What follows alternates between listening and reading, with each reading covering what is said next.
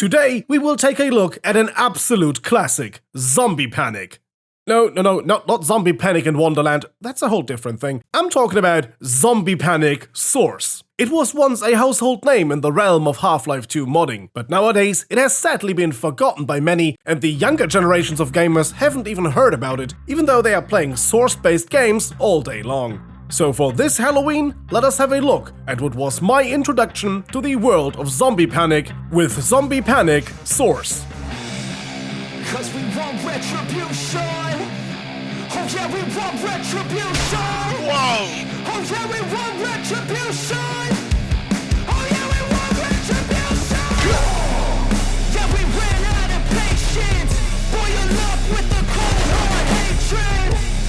I can feel the vibrations. They're in. Streets, it's a new sensation. Flip cards in the weekend. Harmless, take to the streets and turn them to a mosh pit. 'Cause we want retribution. Oh yeah, we want retribution.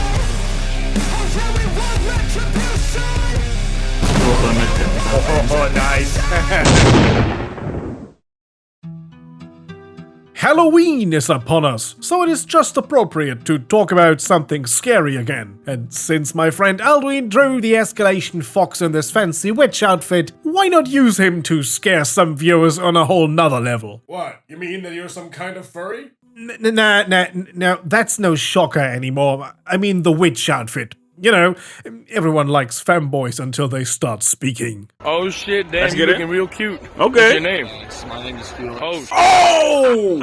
Anyways, as with so many other good games, our story begins with Half-Life.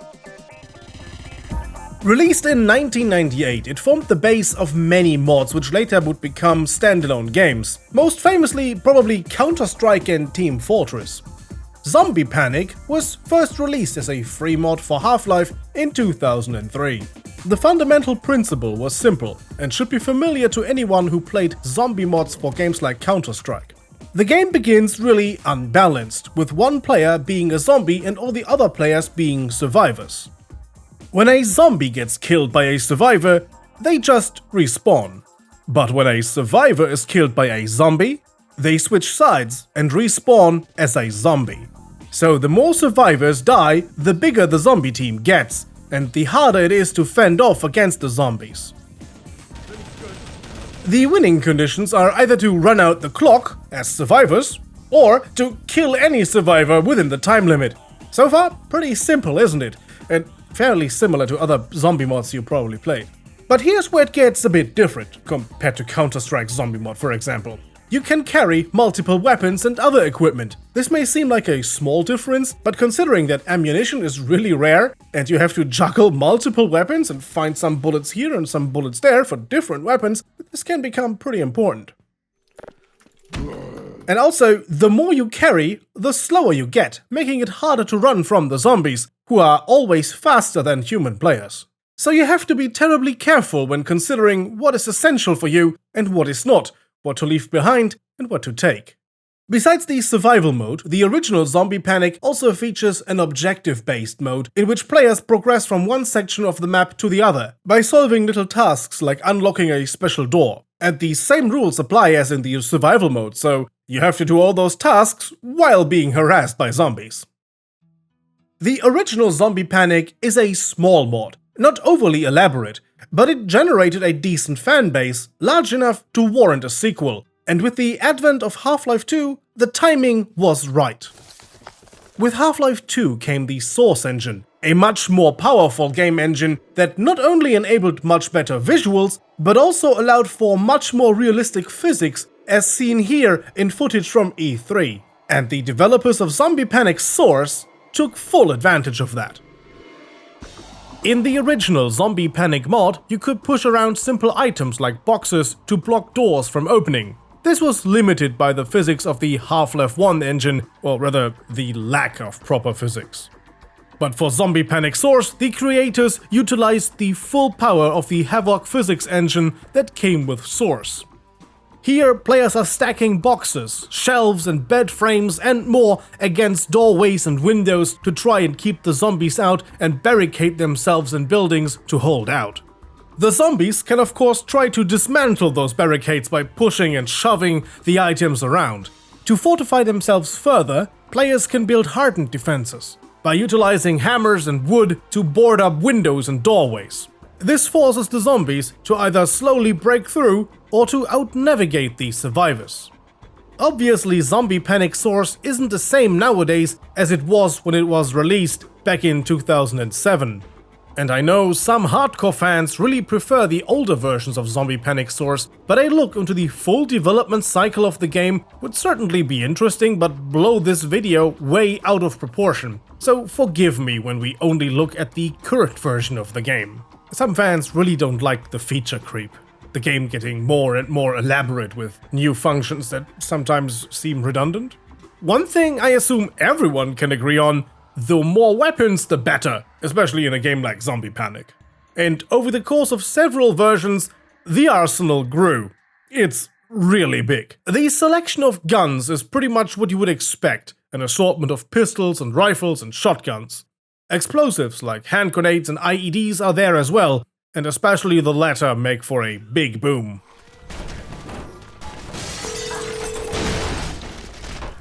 Where Zombie Panic Source really shines is in the selection of close combat weapons.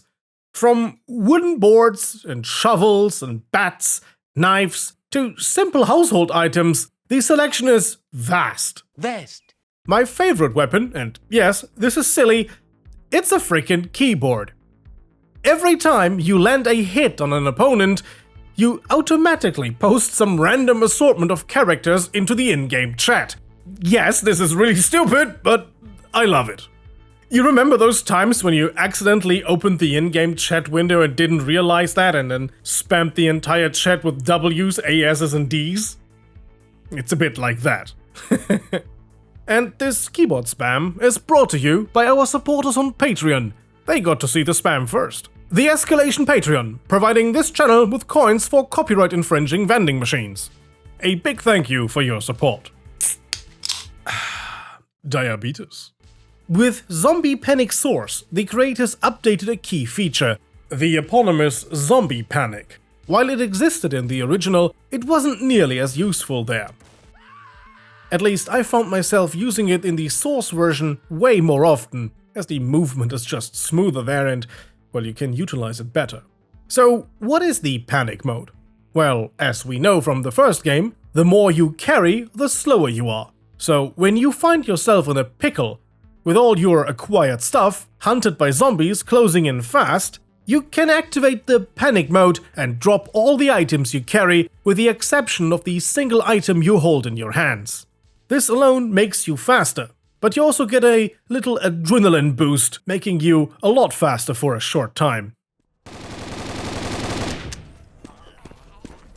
This isn't happening. No. Okay. This adrenaline kick allows you to escape and hopefully reach your other teammates. If you're all on your own, well, you better hope you run into a good gun. Another core mechanic is the infection, and this one wasn't in the original. Every time a survivor is hit by a zombie, there is a small 10% chance of a zombie infecting you with the virus, which slowly turns you into a zombie. Whether or not you are infected is not immediately clear to the survivor, but after some time you see and hear symptoms. Your vision is getting blurry and you're making zombie noises after some time. Other zombie players can actually see if you are infected or not. So if the zombies stop attacking you, as it makes little sense for them to waste their efforts on you, that may be a sign that you are actually infected. Oh, and of course, the zombies might just tell you you are infected. This is a multiplayer game after all, and you have voice chat. But be careful, you can't necessarily trust them.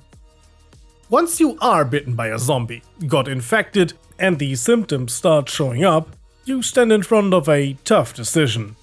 Are you a good human player and try to further the human cause? Or will you start to sabotage the human team? The other survivors may just choose to depose of you since it is just a matter of time until you will turn into a zombie.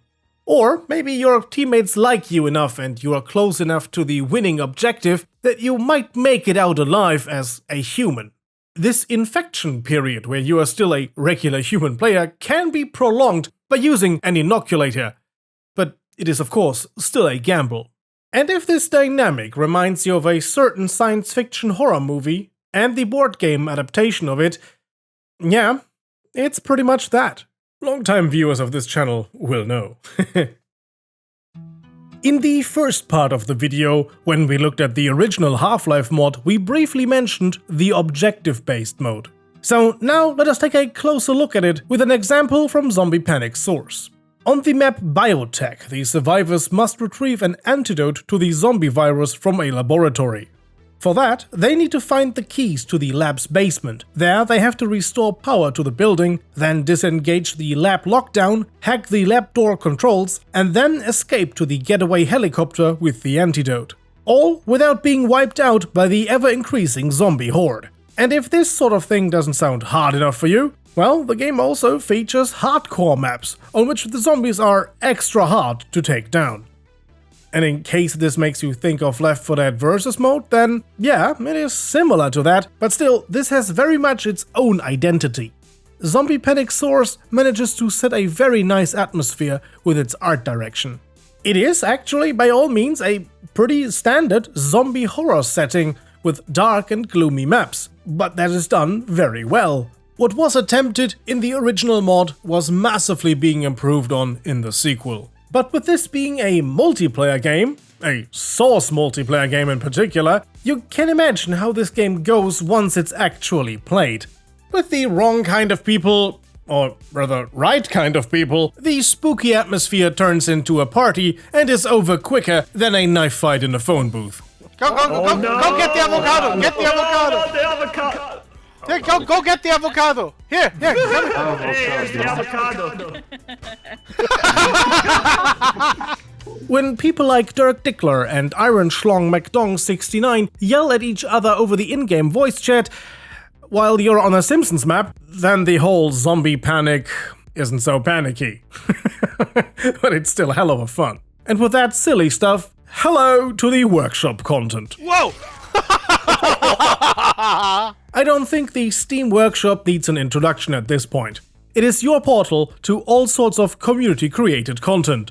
Like this very fancy custom player model. In YouTube terms, that's something to subscribe to, if you catch my drift.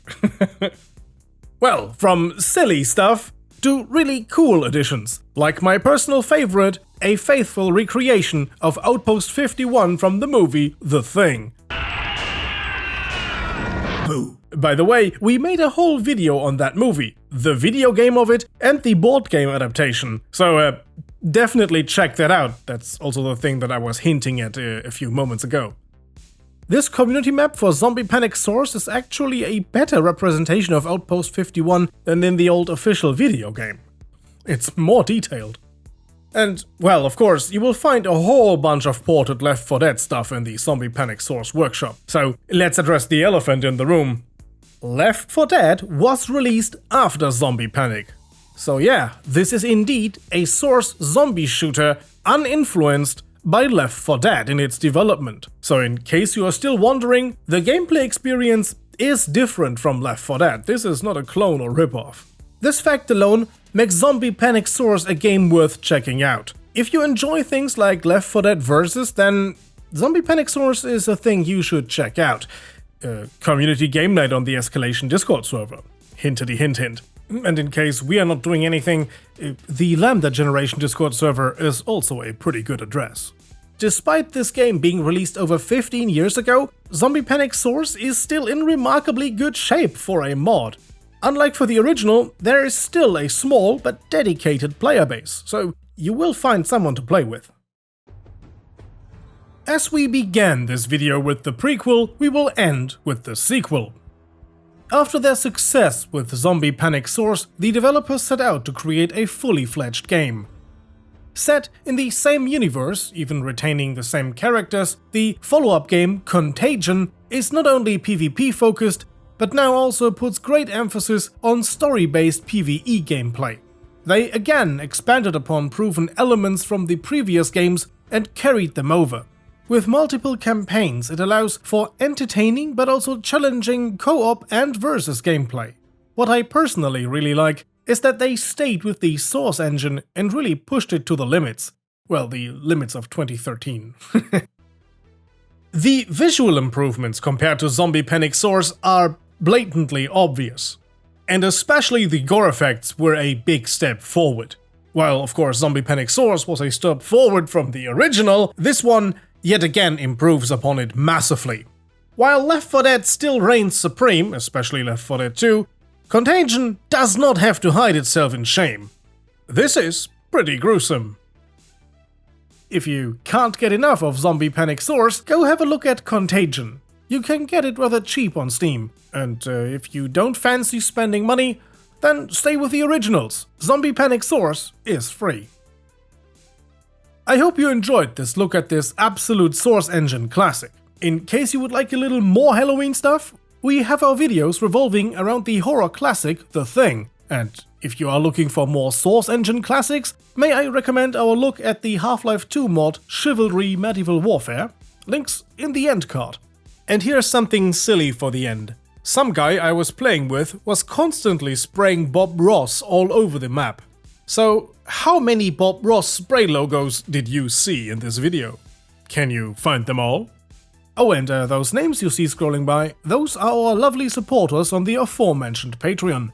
These folks got to see this video well before anyone else, and they also have access to the Patreon exclusive section on Discord. A heartfelt thank you for your support. So, see you guys next time, and happy Halloween!